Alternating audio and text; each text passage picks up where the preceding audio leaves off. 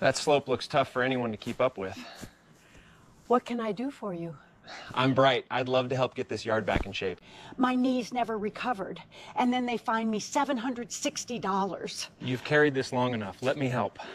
I was losing hope. Thank you so much. While driving through a quiet neighborhood, I noticed a steep backyard that had clearly become too much for one person to manage. The grass was uneven, patches of weeds were spreading across the slope, and maintaining the property looked physically demanding even for someone in good health. I decided to stop and introduce myself.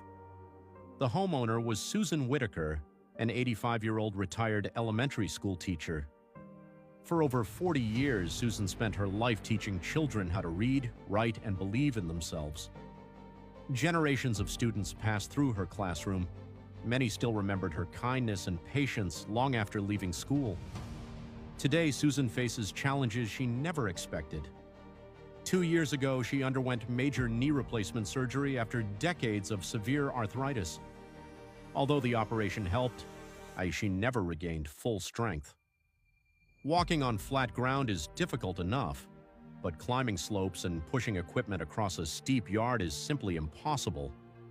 She now relies on a walker whenever she leaves the house. Susan lives alone after losing her husband several years ago. Her daughter lives across the country and can only visit a few times each year. Most days she manages independently, but outdoor maintenance has become one of her biggest struggles. As the yard became harder to maintain, complaints started appearing. Eventually, the HOA inspected the property and issued a violation notice. The overgrown lawn and neglected condition of the yard resulted in a $760 fine.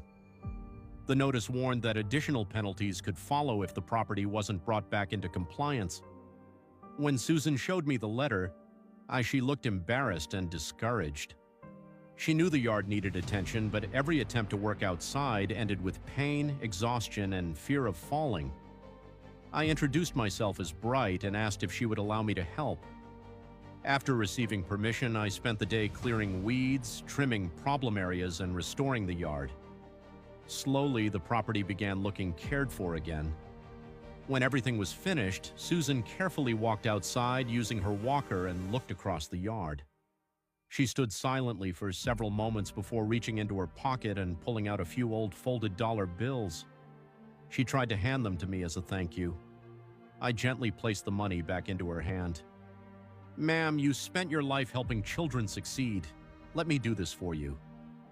Susan's eyes immediately became watery. She looked